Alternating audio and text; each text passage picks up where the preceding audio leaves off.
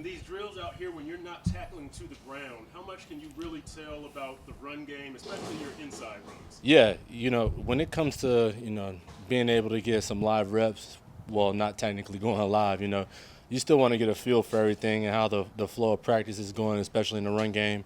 You want to get your right fits, right reads, and you get a little thump in there too every now and again, and just make sure that you're staying protected, but at the same time being smart. So I think that's the biggest thing in regards to trying to get a feel of the offense and in the run game. And in the run game, how much do you need to get a feel for your linemen? I know you guys there's a couple of spots where different linemen are in there, and sometimes with the ones. Does that matter? Do you have to be in sync with your guard, especially your interior line? Yeah, you have to really be in sync with the whole O line, and have to have that understanding, that connection. When it comes to this game that has been around for years, you can't just. It's just like the receiver and the quarterback. They have to be on the same page. They have to get that feel and the timing aspect, and it's the same thing essentially in regards to the run. So if you're able to have that connection, especially in the interior where it starts with the center. If he's able to make the right calls, right reads, and then it just, it goes in and spreads out in front of everybody. So that's what you want. You want to make sure that you have a better understanding of that. Coach McDaniel mentioned earlier that with Tua's training regimen was physique, that he maybe mentioned he saw some new versatility with the throws. Mm-hmm. Have you noticed anything different? Yeah, I mean, he's been able to utilize. I feel like he's been able to utilize his legs a little bit more, and not in the running aspect, but settling down, getting his foot, his 5-step and 3-step, timing right. I peep all that stuff just because I've been in his offense. I like to watch every little asset as possible. But he seems like he's finding his way in regards to the time management, how to work his feet and his lower body and his rhythm in his hips. So When it comes to like somebody like gaining muscle, or whatever, do you think too much is made of it by the people in the media, or? I mean, you can call it what it is. Maybe he's gotten. I've definitely seen him, bulk up a little bit ever since last year. But I think that's more of a question that you could have to ask him on his regimen. But I feel like he's in a good stance right now. He's doing what he needs to do out there on the field, and he's delivering the ball in exceptional places. You mentioned, I believe, last week you put focus on being an elite pass catcher. Mm-hmm. Can you talk about the area of your game where you thought you could work, or what you worked on this offseason to improve that? Yeah, I mean, every aspect you really want to work on in the pass game. Me being a former receiver, I understand the importance of your stance and coming out and your routes and how you're not supposed to blow your load. That's what they call it. In regards to trying to figure out what you have to do in the game. It's just all those little things that help you be an elite pass catcher. So for me, I've always understood the importance of all the minute details that go into being a receiver. So I just need to go out there and get the opportunity to show what I'm capable of doing.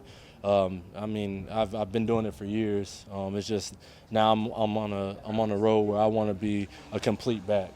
So. How do you think this whole group compares to last year as a pass catching standpoint from the running back? I mean, we brought the group back from last year, yeah, and then we got the rookie coming in, both of them, Chris and Devon. So it brings a lot of versatility into the unit, But we all have a attribute, and we all want to, just show that attribute as best as possible. And I think this is the offense to do it. So. Raheem, coming from San Francisco and out here, you've had two of the best fullbacks in the game. Mm-hmm. What's the value of a good fullback? I mean, obviously, you see what's going on, with what I had in San Fran, but then also with Alec Ingold. He's at the top of his game right now. If you see the way he gives those hits and he's catching out of the backfield and he's making all these unbelievable plays, man, I give him nothing but credit just because I know what it looks like. I have a good fullback in front of me, so he's that guy. He's the one that is the down and dirty guy, and that's the one that's trying to do his best, for the team, and he's going to put his body on the line no matter what. He accepts challenges, as you could tell, and to me, he conquers those challenges, whether it be small or big. In the game plan, he does everything that he needs to do. So I'm very happy, and everybody else around is happy that we got him and also John Lovett as well. He's former Heisman in Princeton. So I mean that guy is also an athletic guy just walking around here. So He was a wildcat trigger man, and he was able to do everything. So It's a position that's kind of, I don't want to say died out because obviously they're still doing it at a high level, but it's yeah. increased. Did Yeah. you play behind prior to San Francisco? No, not really. You know, I was in the offense, you know, with Chip Kelly, and everything that he had, you know, so they didn't really utilize all that much in a fullback regard. So. Would it be weird for you to go back to playing in a single back set more often? Yeah, it would be, just because I feel like with the fullbacks right now that, you know, in the game that we have, the offense that we have, there are eyes. That's something that we use in the room. You know, they're the ones that see the hole before the hole opens up, and they're the ones who have to, you know, hit those holes in order for us to hit them as well. So they always say let the fullbacks' eyes be your eyes, and I truly believe in that.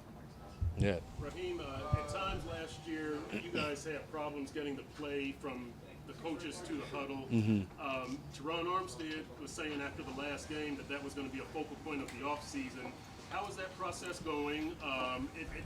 Can you work on it outside of game situations? And if the ones don't play much in preseason, will you be confident in that process going into the regular season? Yeah, the play calls definitely have been something that has been an emphasis here in regards to timing.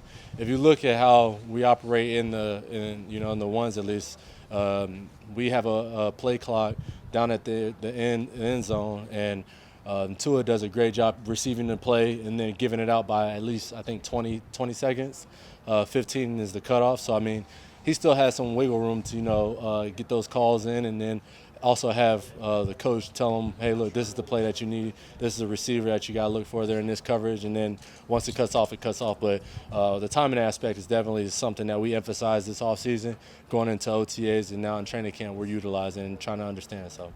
Raheem, in the run game, have you seen development in blocking Liam Eichenberg and Austin Jackson? Yeah, absolutely. You know, when those two guys, I know they were down last year for some injury, but they're getting their footing right. They're trying to do their best, and you could definitely tell what's been transpiring in regards to them. So it's been nice to see. Amy, heard you mention the rookie. How has A-Chain looked so far as he takes these first steps at this level? Yeah, Vaughn, he's a great learner. He's absorbing all the information that he possibly can, and he's doing a good job. You know, we're still trying to utilize him, trying to get that little burst here and there.